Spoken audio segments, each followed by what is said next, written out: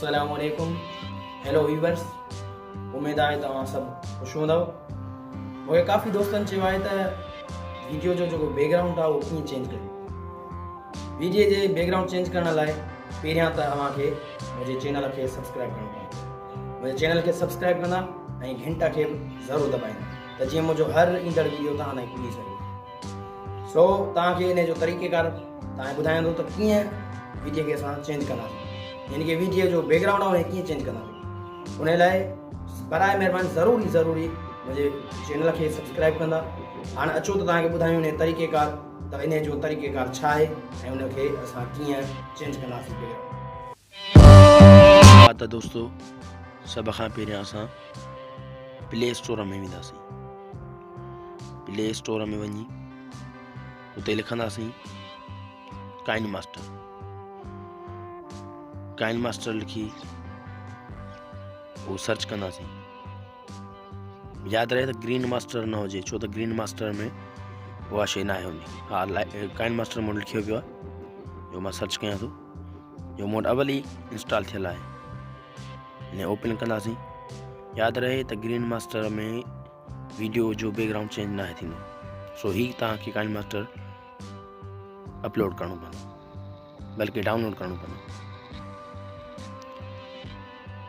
हाणे पाण वेंदासीं अंदरि वीडियो चॉइस करण लाइ।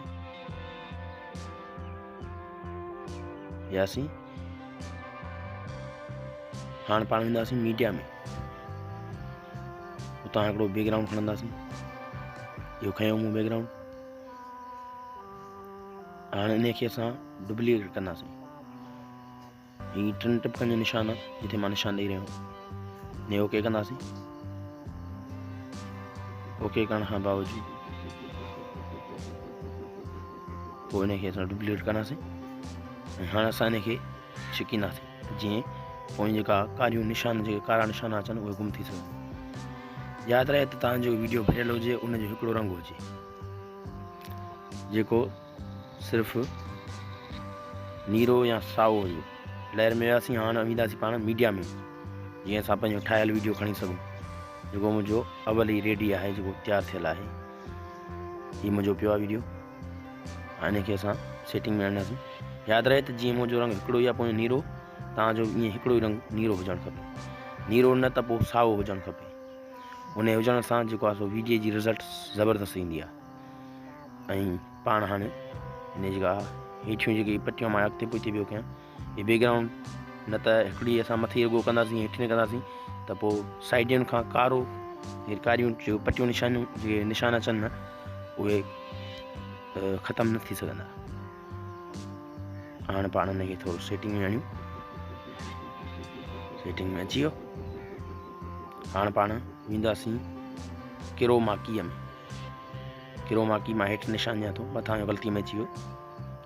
हा, क्रोमाकी पाण हिनखे टिक कंदासीं। तव्हांखे ॾेखारियां मां ही क्रोमाकी, जंहिंखे असां अंदाज़े में वञी, हा इहा तव्हांजी क्रोमाकी, जंहिं वञी असां हिन सेटिंग कंदासीं, बैकग्राउंड चेंज कंदासीं। हाणे तव्हां ॾिसो 2 लकीरूं अॻिते पोइते करण सां हीउ सफ़ेद सॼो थी वञे ऐं पोयूं मुकमल कारो थी वञे, त जीअं हिन में को बि निशान न रहे बाक़ी। जीअं हिन में सनड़ा नज़र अची रहा आहिनि, इहे ख़तमु थींदा। हा, हाणे क्लियर साफ़ थी वियो। ईअं अछो करिणो आहे ऐं पोयों कारो करिणो आहे, त VIP थींदो। हा दोस्तो, ॾिसो केॾो ज़बरदस्त अची वियो, तमामु शानदार बैकग्राउंड ठही वियो। हाणे थोरो हरकत करे पियो, हिनखे थोरो सेटिंग में आणिबो। हा, मां वॉल्यूम हटायां, छो त मुंहिंजो आवाज़ु तव्हां ताईं पुॼे हा, सो इन लाइ।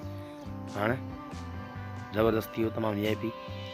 अगरि दोस्तो तव्हां अहिड़ा रोज़ नवां वीडियो ॾिसणु चाहियो था ऐं अहिड़ियूं ट्रिपूं इस्तेमालु करणु चाहियो था, त मुंहिंजे हिन चैनल खे सब्सक्राइब करे छॾींदा। ऐं इंशाअल्लाह उमेद थो कयां त तव्हांखे हीउ वीडियो तमामु बेहद पसंदि आयो हूंदो। दुआ में यादि रखंदा तव्हांजो पंहिंजो मुख़लिस बुगिया।